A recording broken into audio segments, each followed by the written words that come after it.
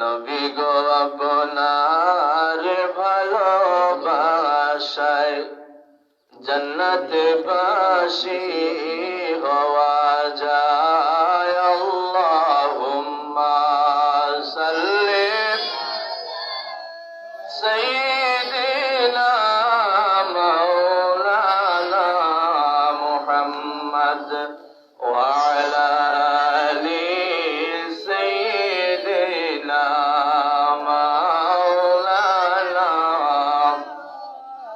লা ইলাহা ইল্লাল্লাহ, লা ইলাহা লা ইলাহা ইল্লাল্লাহ, লা ইলাহা ইল্লাল্লাহ, লা ইলাহা লা ইলাহা ইল্লাল্লাহ। আল্লাহু আল্লাহ আল্লাহু আল্লাহ আল্লাহু আল্লাহ আল্লাহ আল্লাহু আল্লাহ আল্লাহু আল্লাহ আল্লাহু আল্লাহ। আল্লাহ তোমার ধরার মাঝে কত জানা ও জানা সৃষ্টি আছে। আল্লাহ তোমার ধরার মাঝে কত জানা ও জানা সৃষ্টি আছে। কেউ নাই তোমারি আইন মানে না, তোমার নামের তসবিহ জপে না। আল্লাহু আল্লাহ আল্লাহ আল্লাহু আল্লাহ আল্লাহু আল্লাহ আল্লাহু আল্লাহ। সাগরের নোনা জলে অতল তলে বৈচিত্র কত প্রাণীরা চলে। সাগরের নোনা জলে অতল তলে বৈচিত্র কত প্রাণীরা চলে। কেউ নাই তোমারি আইন মানে না, তোমার নামের তসবিহ জপে না। আল্লাহু আল্লাহ আল্লাহু আল্লাহ আল্লাহু আল্লাহ। লা ইলাহা ইল্লাল্লাহ মুহাম্মাদুর রাসূলুল্লাহ সাল্লাল্লাহু আলাইহি ওয়াসাল্লাম। বালাগাল উলা বিকামালিহি কাশাফাত তুজা বিজামালিহি হাসুনাত জামিউ খিসালিহি সাল্লু আলাইহি। ইলাহি দেখা দে হমে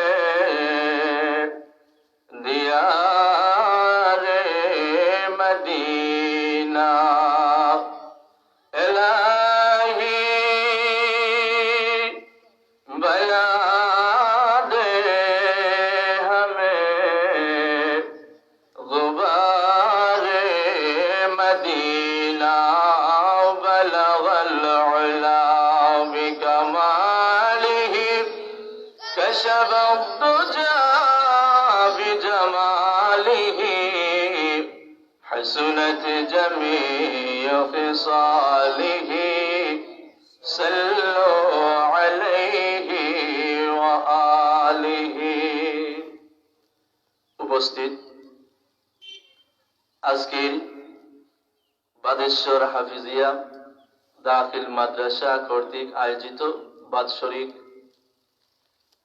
আজকের এই ওয়াজ মাহফিলের সম্মানিত সভাপতি, উপস্থিত আল্লাহ প্রেমিক, নবী প্রেমিক, সর্বস্তরের প্রাণপ্রিয় মুসলমান বাবারা, ভাইরা, পর্দানিশী মা ও বোনেরা, মহান আল্লাহ তাবারক ওয়া তাআলার দরবারে লক্ষ কোটি শুকরিয়া আদায় করি, যে মহান রব্বুল আলামিন আজকের এই নূরানি ঈমানি মাহফিলের মধ্যে আসার বসার সুযোগটুকু দান করেছেন। মহান আল্লাহর দরবারে শুকরিয়া আদায় করি, বলেন আলহামদুলিল্লাহ। আর একটু জোরে হোক আলহামদুলিল্লাহ। সম্মানিত হাজিরিন, সময় যেহেতু অল্প সময়ের ভিতরে আলোচনা শেষ করার চেষ্টা করব। আমি যে আপনাদের সম্মুখে পবিত্র কুরআনুল কারীমের ছোট্ট একটা সূরা তিলাওয়াত করছি, যে সূরাটার নাম হচ্ছে সূরাতুল আসর। জোরে হোক, নামটা কিটা? সূরাতুল আসর। অত্যন্ত ছোট্ট একটা সূরা, কিন্তু এর অর্থ অনেক ব্যাপক। মানব জাতির জন্য, মানব জীবনের জন্য সফলতা এবং ব্যর্থতা এই সূরার ভিতরে মহান আল্লাহ রাব্বুল আলামিন তুলিয়া ধরছেন। সুবহানাল্লাহ। একজন মানুষ যদি সফলতা লাভ করতে চায়, তাহলে এই সূরাটা মানুষের জন্য যথেষ্ট। সুবহানাল্লাহ। এই সূরাটার প্রথমে যদি শানে নজুল আমরা জানি, তাহলে এই সূরাটার ভিতরে যে 4টা মূল নীতি আল্লাহ রাব্বুল আলামিন তুলিয়া ধরছেন, এই 4টা মূল নীতি সম্পর্কে এই সূরার শানে নজুল কোন মানুষ বুঝলে, জানলে এই সূরা সম্পর্কে কিছুটা তার ধারণা লাভ করতে পারবো। যার কারণে প্রতিটা আয়াত এবং প্রতিটা সূরা আল্লাহ রাব্বুল আলামিন নাজিল করছেন বিশ্বনবী জনাবে মুহাম্মদুর রাসূলুল্লাহ সাল্লাল্লাহু আলাইহি ওয়াসাল্লামের উপরে। কারণ এই কুরআনুল কারীম হচ্ছে মানব জাতির জন্য হেদায়েতের গ্রন্থ। সুবহানাল্লাহ। এই যে সূরা, এই সূরার ভিতরে 4টা মূলনীতি আল্লাহ রাব্বুল আলামিন উল্লেখ করছেন। আর এই সূরাটা ইসলামের প্রাথমিক পর্যায়ে এই সূরাটা আল্লাহ রাব্বুল আলামিন মক্কা নগরীতে বিশ্বনবী রাহমাতুল লিল আলামিনের উপরে এই সূরাটা নাজিল করছেন।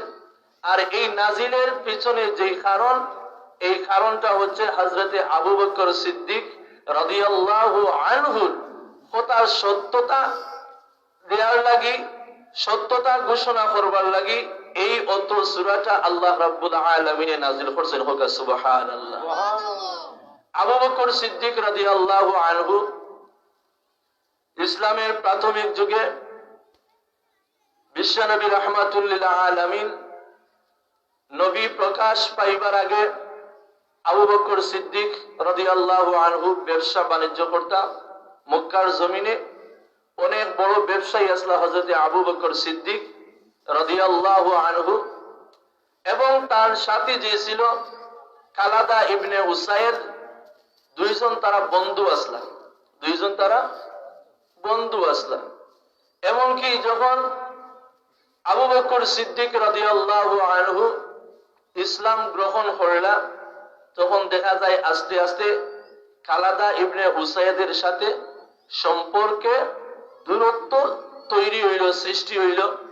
এই কালাদা ইবনে উসাইদ একদিন আবু বকর সিদ্দিক রাদিয়াল্লাহু আনহুর কাছে গিয়া প্রশ্ন করে যে, আবু বকর, তুমি কোন ধ্যান ধারণার মধ্যে তুমি থাকো? এখন তোমার যে ব্যবসা আছিল, এই ব্যবসার মধ্যে বাটা পড়ছে, অর্থাৎ লোকসান দেখা দেয়। বাপ দাদার ধর্ম তুমি ত্যাগ করলাই, আর এমন একজন মানুষের তুমি লোভ ধরছো, আর এই লোভ ধরার কারণে তুমি দুনিয়াও হারাই রায়, আখিরাতও হারাই রায়। হোকা নাউজুবিল্লাহ।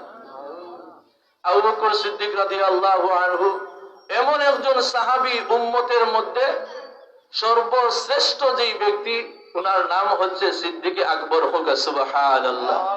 কারণ আবু বকর সিদ্দিক রাদিয়াল্লাহু আনহু আল্লাহর রাসূলকে এত মহব্বত করতেন, এত ভালোবাসতেন, জীবনের চাইতে জান মাল ইজ্জত দিয়া ইসলামের জন্য, দ্বীনের জন্য আল্লাহর রসুলের মহব্বতে, আল্লাহর মহব্বতে সবকিছু কুরবান দিয়েছেন। হোক সুবহানাল্লাহ। হযরতে আবু বকর সিদ্দিক রাদিয়াল্লাহু আনহু কালাদা ইবনে উসাইদ ডাক দিয়া বলে, এ আবু বকর, তুমি কোন ধ্যান ধারণার মধ্যে থাকো? আবু বকর রে,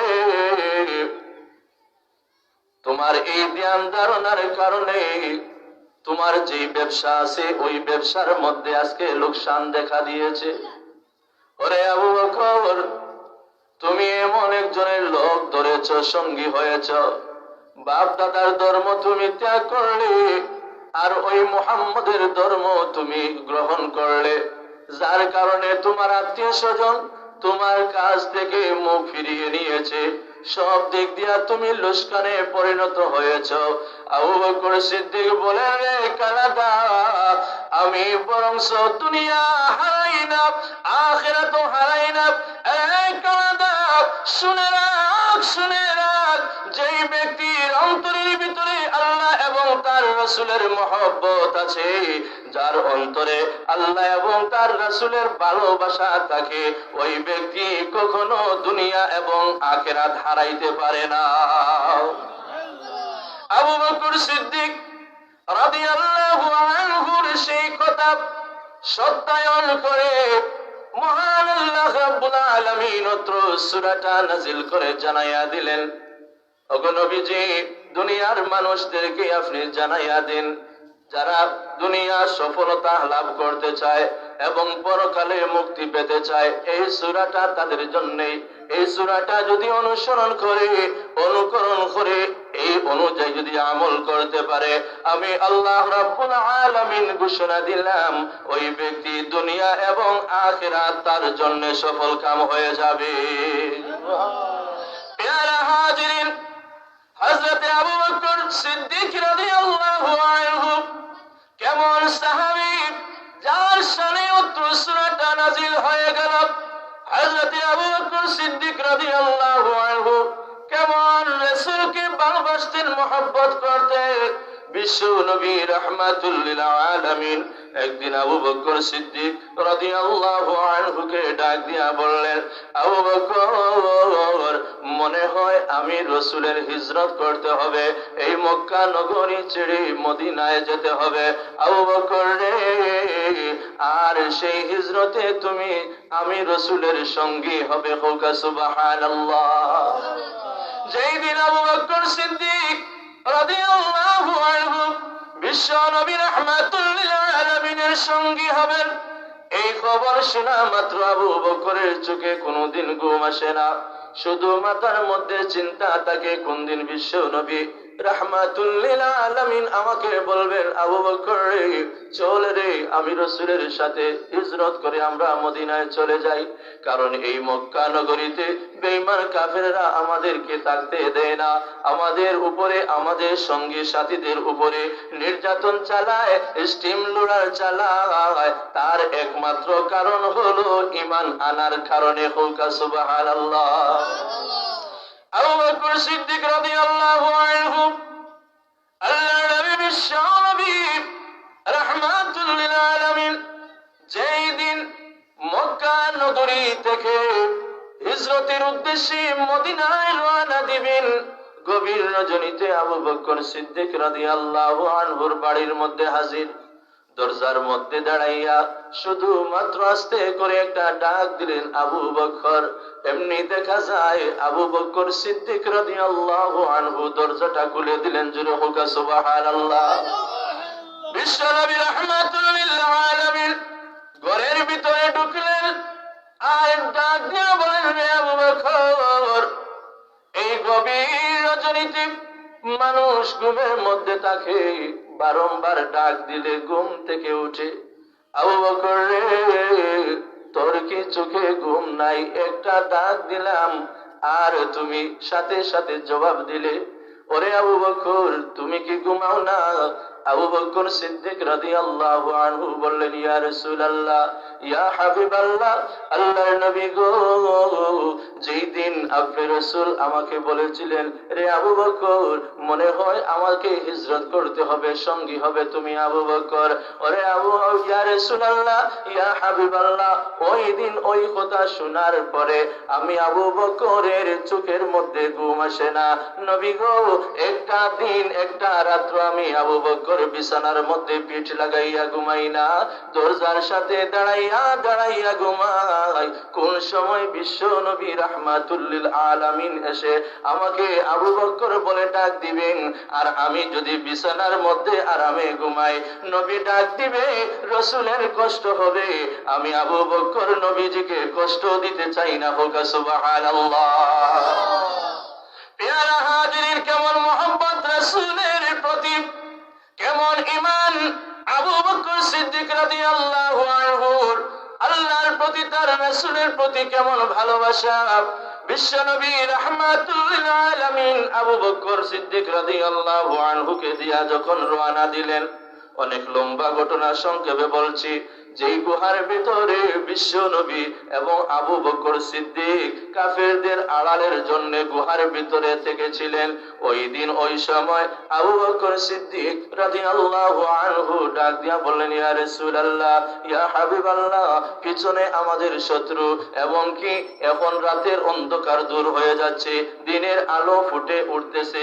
নবী গো, ইয়া রাসূলুল্লাহ, এমত অবস্থায় যদি কাফের বেঈমানেরা আমাদেরকে দেখে ফেলে, তাহলে আমাদেরকে ধরে নিবে, তারা ধরে নিয়ে মক্কার উদ্দেশ্যে রওনা দিবে।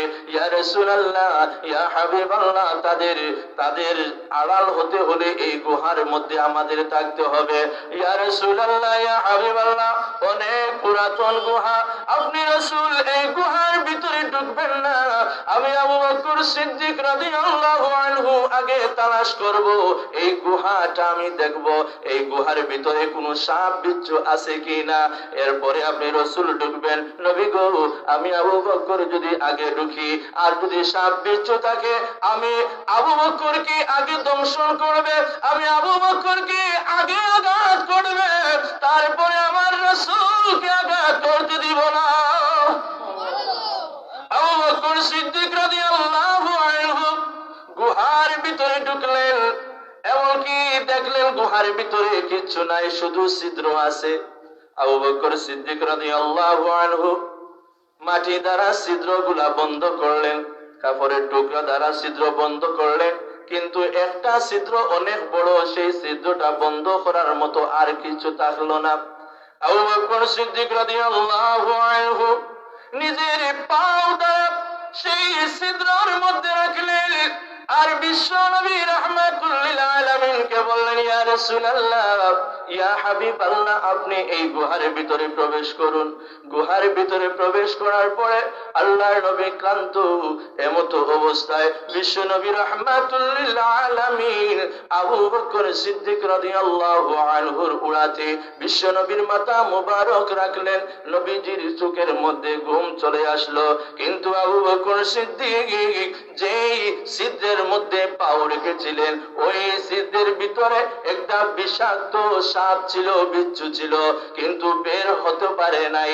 আবু বকর সিদ্দিক রাদিয়াল্লাহু আনহুর পায়ের মধ্যে দংশন করলো। বিষের যন্ত্রণায় হযরত আবু বকর সিদ্দিক রাদিয়াল্লাহু আনহুর কলিজার মধ্যে আঘাত করে সমস্ত শরীরের মধ্যে বিষের যন্ত্রণা ছড়িয়ে পড়ে। তারপরে আবু বকর সিদ্দিক রাদিয়াল্লাহু আনহু পাওটা সরান নাই, বিশ্ব নবীকে কখনো ডাক দেন নাই। শেষ মুহূর্তে আবু বকরের চোখ দিয়া যখন পানি জড়জড়িয়া পড়ে, আল্লাহর নবী বিশ্ব নবী রাহমাতুল লিল আলামিনের চেহারা মুবারকের মধ্যে যখন চোখের পানি পড়ে, আল্লাহর নবীর ঘুম ভেঙে গেল। তাকাইয়া দেখেন আবু বকর সিদ্দিক কাঁদলে, আল্লাহর নবী দাঁড়ালে, আল্লাহর নবী জিজ্ঞাসা করলেন, আবু বকর রে, এই গুহার ভিতরে তুমি কেন কাঁদলো? ও আবু বকর, বুঝেছি আমরা মক্কা থেকে মদিনার উদ্দেশ্যে হিজরতের উদ্দেশ্যে রওনা দিয়েছি। তোমার মনে কি? তোমার মনে তোমার স্ত্রীর ভালোবাসা, সন্তানের ভালোবাসা, বাড়ি ঘরের ভালোবাসায় বুঝি তোমাকে কান্দায়। রে আবু বকর, এই মায়া বুঝি তুমি এখনো ছাড়তে পারো না, সেই মায়া তোমার চোখ দিয়া পানি পড়ে। আবু বকর সিদ্দিক বলেন, ইয়া রাসূলুল্লাহ, ইয়া হাবিবাল্লাহ, ওগো আল্লাহর নবী, আল্লাহর কসম করে বলি, স্ত্রীর মায়া কাঁদি না, সন্তানের মায়া কাঁদি না, বাড়ি ঘরের মায়া কাঁদি না। নবী গো, যেই দিন আমি আবু বকর আপনার প্রতি ঈমান এনেছি, আল্লাহর প্রতি ঈমান এনেছি, ওই দিন থেকে আমি আবু বকরের মনে সব চাইতে ভালোবাসা, সব চাইতে বেশি মহব্বত, আপনার মহব্বত, আপনার ভালোবাসা আমার অন্তরে রেখেছি। দুনিয়ার সব কিছুর চাইতে আমি আপনি রসুলকে বেশি মহব্বত করি, ভালোবাসি। নবী গো, ইয়া রাসূলুল্লাহ, বাড়ি ঘরের মায়া, সন্তানের মায়া, ধন দৌলতের মায়ায় আমি কাঁদি না, তাহলে তুমি কাঁদো কেন? ইয়া রাসূলুল্লাহ, ইয়া হাবিবাল্লাহ, যে ছিদ্রের মধ্যে আমি আবু বকর পাও দ্বারা ঢেকে রেখেছিলাম, সেই ছিদ্রের ভিতরে একটা বিচ্ছু আমাকে দংশন করেছে। নবী গো, সেই ধ্বংসের জ্বালা যন্ত্রণা আমি সইতে পারি না, যার কারণে আমার চোখ দিয়া পানি পড়ে। আল্লাহর নবী, বিশ্ব নবী রাহমাতুল লিল আলামিন বলেন, আবু বকর রে, সাপ তোমাকে দংশন করেছে, পাউটা তুমি সরাও না কেন? আবু বকর বলেন, নবী গো, ইয়া রাসূলুল্লাহ, ইয়া হাবিবাল্লাহ, আল্লাহর নবী রাহমাতুল লিল আলামিন আমার উরুতের মধ্যে, আমার কুলের মধ্যে নবীজির প্রিয় মাথা মুবারক রেখে ঘুমায়, আরাম ফরমাচ্ছেন। আমি যদি বিশ্ব নবীকে ডাক দেই, নবীজির আরামের ঘুমটা হারাম হয়ে যাবে, ঘুম ভেঙে যাবে, নবীজির কষ্ট হবে। নবী গো, ইয়া রাসূলুল্লাহ, এই সামান্য সাপের বিষের যন্ত্রণা, শুধু তাই না, এই বিষের যন্ত্রণায় যদি আমার কলিজাটা পেটে চৌচি হয়ে যায়, তারপরে আমি আবু বকর বিশ্ব নবীকে আরামের ঘুম থেকে কখনো জাগাইতে পারি না।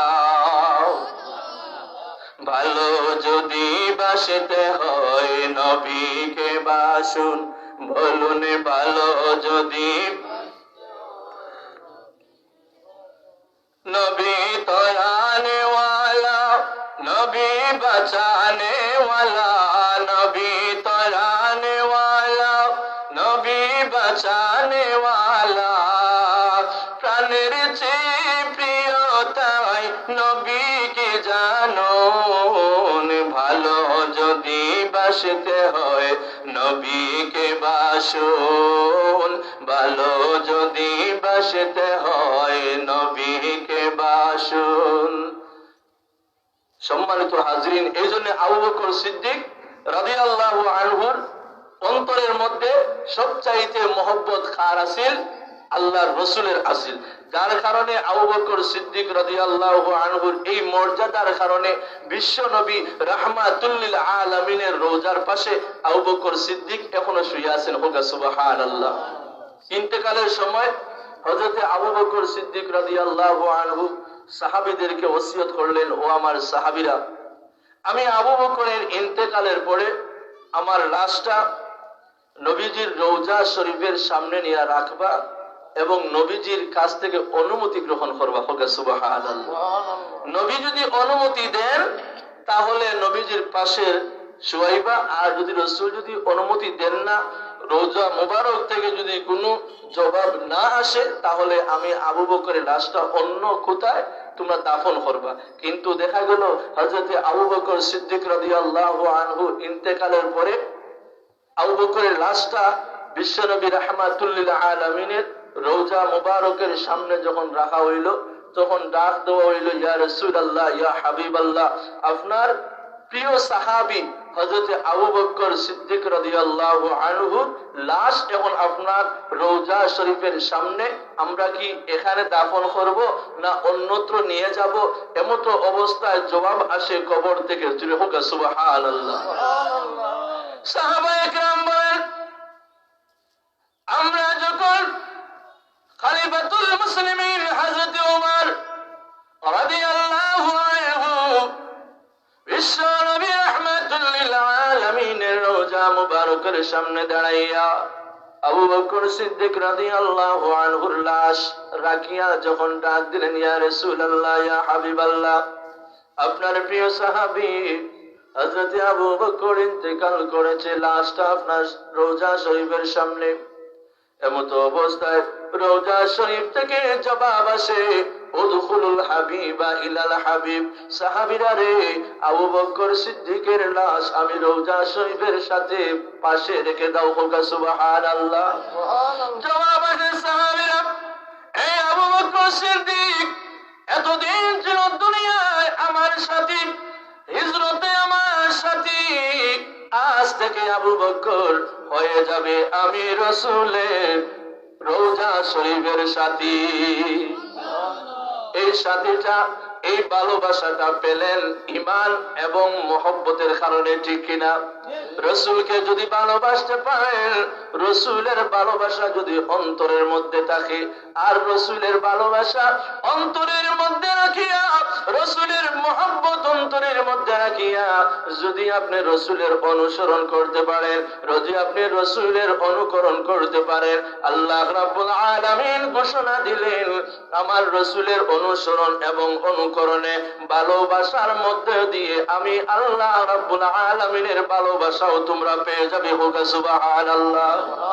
কুল ইন কুনতুম তুহিব্বুনাল্লাহ ফাত্তাবিউনি ইউহিব্বুকুমুল্লাহ ওয়া ইয়াগফির লাকুম যুনুবাকুম ওয়াল্লাহু গফুরুর রহিম। আল্লাহু আকবার। আল্লাহ রাব্বুল আলামিন জানাইয়া দিয়েছেন, কুল ইন কুনতুম তুহিব্বুনাল্লাহ, যদি তোমরা আল্লাহকে পাইতে চাও, আল্লাহর ভালোবাসা যদি তোমরা অর্জন করতে চাও, ফাত্তাবিউনি, আমার রাসূল বলেন আমি রাসূলের অনুসরণ করো, আমি রাসূলের অনুকরণ করো, ইউহিব্বুকুমুল্লাহ, তাহলে আল্লাহর ভালোবাসা তোমরা পেয়ে যাবে। হোক সুবহানাল্লাহ। ওয়া ইয়াগফির লাকুম যুনুবাকুম ওয়াল্লাহু গফুরুর রহিম। আর আল্লাহর ভালোবাসা যদি পেয়ে যাও, তাহলে তোমাদের জিন্দেগির গুনাহ খাতা আল্লাহ রাব্বুল আলামিন মাফ করিয়া দিবা। হোক সুবহানাল্লাহ। একটু জিকির করো, লা ইলাহা লা লা ইলাহা লা লা ইলাহা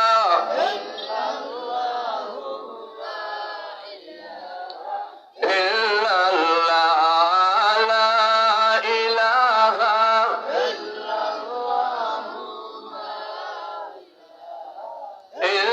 ইল্লাল্লাহ সুবহানাল্লাহ ওয়ালহামদুলিল্লাহ লা ইলাহা ইল্লাল্লাহ লা ইলাহা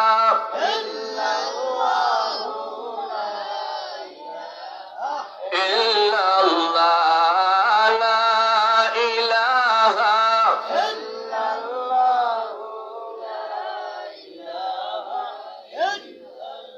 লা ইলাহা ইল্লাল্লাহ মুহাম্মাদুর রাসূলুল্লাহ সাল্লাল্লাহু আলাইহি ওয়াসাল্লাম। আমি আপনাদের সামনে যে সূরাটা তিলাওয়াত করছি, সূরাতুল আসর, সূরাতুল আসর, এই সূরার প্রথম অংশে আল্লাহ রাব্বুল আলামিন উল্লেখ করেন, ওয়াল আসরি ইন্নাল ইনসানা লাফি খুস।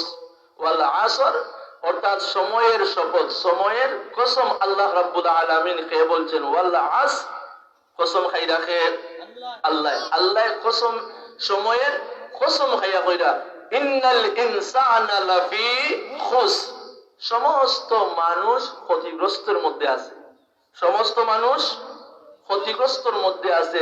শুধু মুসলমান না, এই দুনিয়ার জমিনে যত মানুষ আছে, এই তামাম মানব জাতি ক্ষতিগ্রস্তের মধ্যে আছে। এই যে সময় আল্লাহ রাব্বুল আলামিন উল্লেখ করলেন, তার কারণ কি?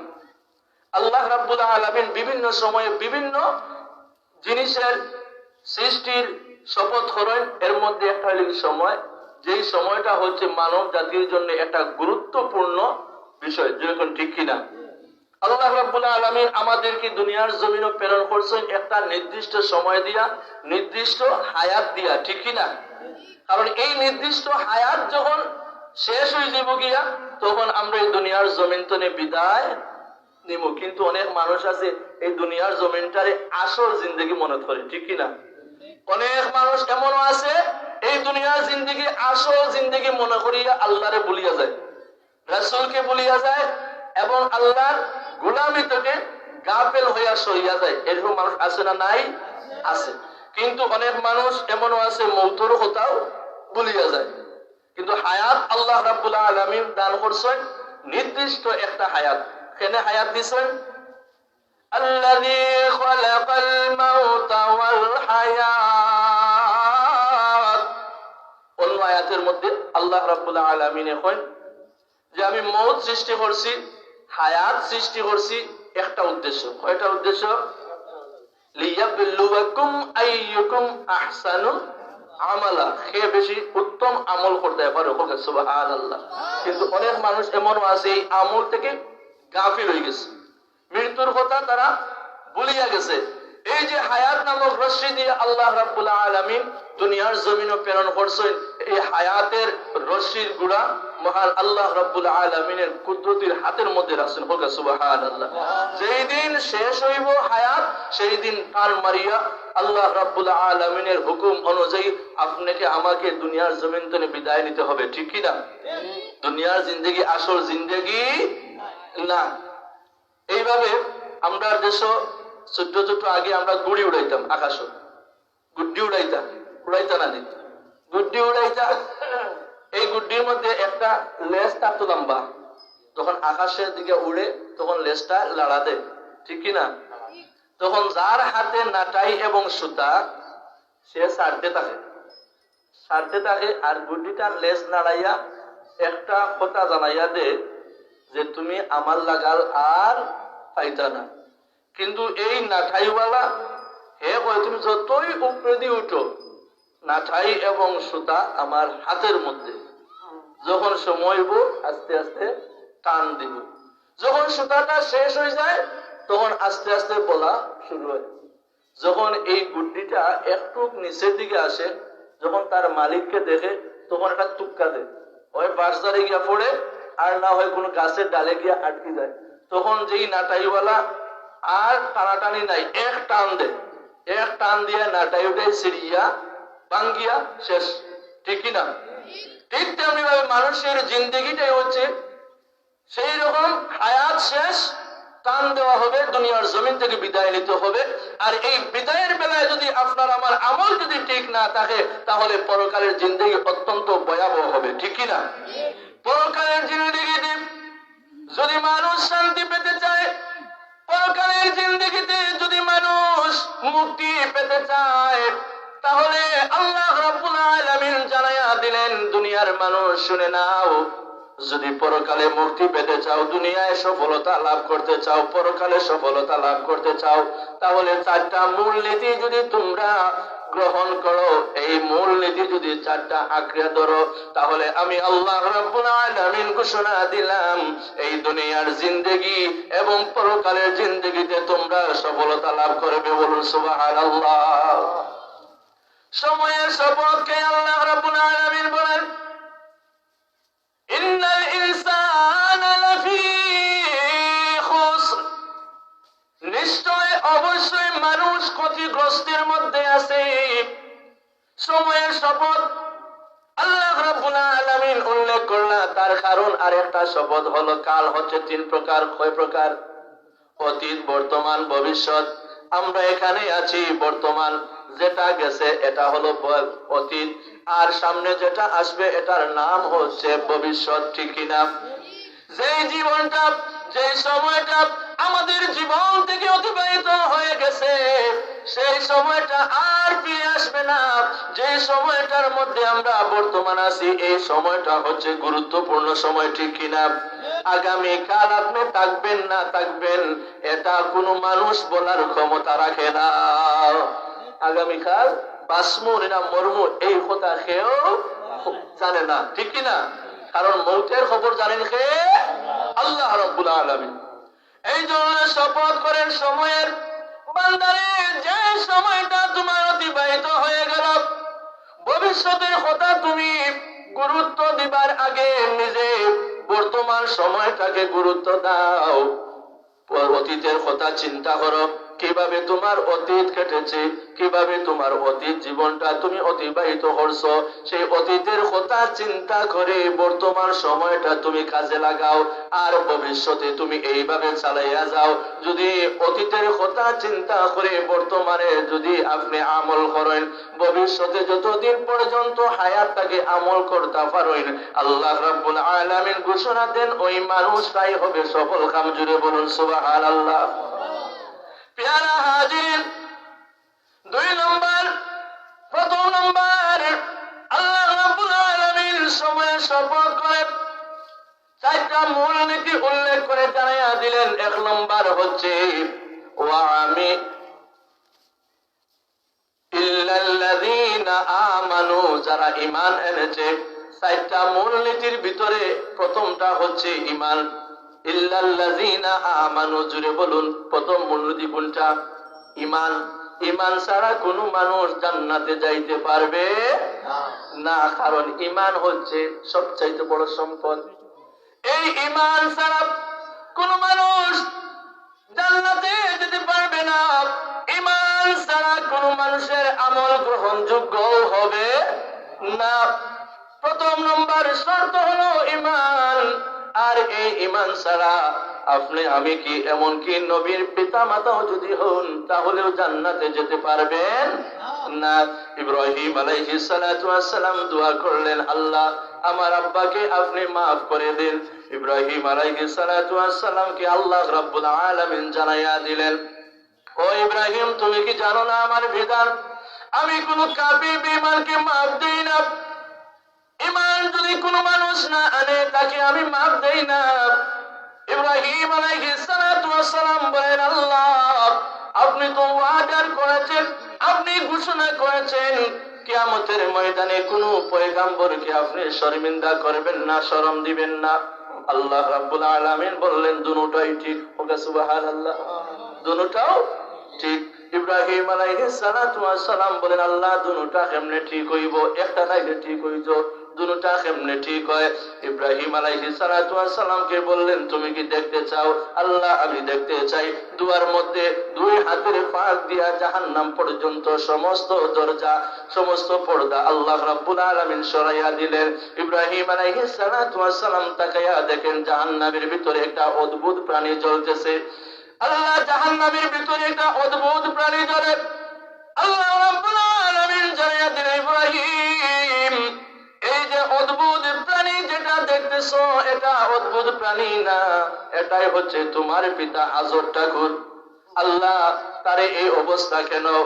আল্লাহ রাব্বুল আলামিন জানাইয়া দেন, ইব্রাহিম রে তোমার পিতার এই অবস্থা আমি আল্লাহ এই জন্য করেছি যাতে কিয়ামতের ময়দানে কোন মানুষ তোমার আব্বাকে দেখে চিনতে না পারে, চিনলে তোমাকে লজ্জা দিবে, যার কারণে তোমার আব্বার সুরত পরিবর্তন করে আমি আল্লাহ দিয়েছি। এই জন্য প্যারা হাজির, এক নম্বর মূলনীতি হলো ঈমান। জুড়ে বলুন কিটা? ঈমান। আজকে দেখা যায় আমাদের সমাজে অনেক মানুষ আছে ঈমানে লড়াচড়া করে, আছে না নাই? সকালে এক কথা হয়, বিকালে আরেক কথা হয়। সকালে আস্তিকর লগে চলে, বিকালে গিয়া নাস্তিকর লগে যোগ দেয়, আছে না নাই? ঈমান হচ্ছে, ঈমানের মাপকাঠি হলো সাহাবায়ে কেরাম জীবন দেন তবু ঈমান দেন না। কিন্তু আমরা এই দুনিয়ার জীবনে সম্পদের লোভে পড়ে, দুনিয়ার মোহে পড়ে মানুষ ঈমানটা বিক্রি করে দেয়, এইরকম আছে না নাই? কিন্তু প্যারা হাজির, ঈমান যদি ঠিক না হয় তাহলে এই মানুষটা দুনিয়া এবং আখিরাত বরবাদ হয়ে যাবে। আল্লাহর নবী বিশ্ব নবী রাহমাতুল লিল আলামিন এই ঈমান সম্পর্কে ব্যাপক আলোচনা করেছেন। এই ঈমান হচ্ছে মানুষের জীবনের প্রথম নম্বর মূলনীতি। এই ঈমানটি করতে হবে। আর এই ঈমান নিয়ে যদি কবরে যান, কবর আপনাকে শান্তি দিবে। হাসরের ময়দানে যদি উঠেন, হাসরের ময়দানে সফলতা লাভ করবেন। হাসরের ময়দানে উঠলে আল্লাহ রাব্বুল আলামিন যদি যার ঈমান এবং আমল যদি পরস্পর সম্পর্ক যদি সুন্দর হয়ে যায়, তাহলে এই মানুষটার জন্য দুনিয়া এবং আখিরাতে আল্লাহ রাব্বুল আলামিন সফল করে দিবা। হোক সুবহানাল্লাহ। দুরূদ পড়ো, আল্লাহুম্মা সাল্লি আলা সাইয়্যিদিনা মাওলানা মুহাম্মদ ওয়া আলা আলি সাইয়্যিদিনা মাওলানা। 50 টাকা একজন ব্যবসায়ী মানুষে দিয়েছে। আল্লাহ কবুল করো, মঞ্জুর করো, দিন দুনিয়ার বালাই নসিব করো, আমিন। সম্মানিত হাজির, আমাদের সামনে উপস্থিত হয়েছেন হযরত মাওলানা আব্দুল বারী জিহাদি সাহেব হুজুর তাশরিফ আনছেন। হুজুরের রাখিয়া সামনে রাখিয়া কথা আর বাড়াইতাম না। আল্লাহ রাব্বুল আলামিন আমরা যা কইলাম, আল্লাহ রাব্বুল আলামিন যা শুনলাম, মহান রাব্বুল আলামিন যেন এই কথাগুলারে রাখিয়া নেক আমল করার তৌফিক দান করেন। ওয়া আখির দাওয়ানা আলহামদুলিল্লাহি রাব্বিল আলামিন। আসসালামু আলাইকুম ওয়া রাহমাতুল্লাহি ওয়া বারাকাতুহু।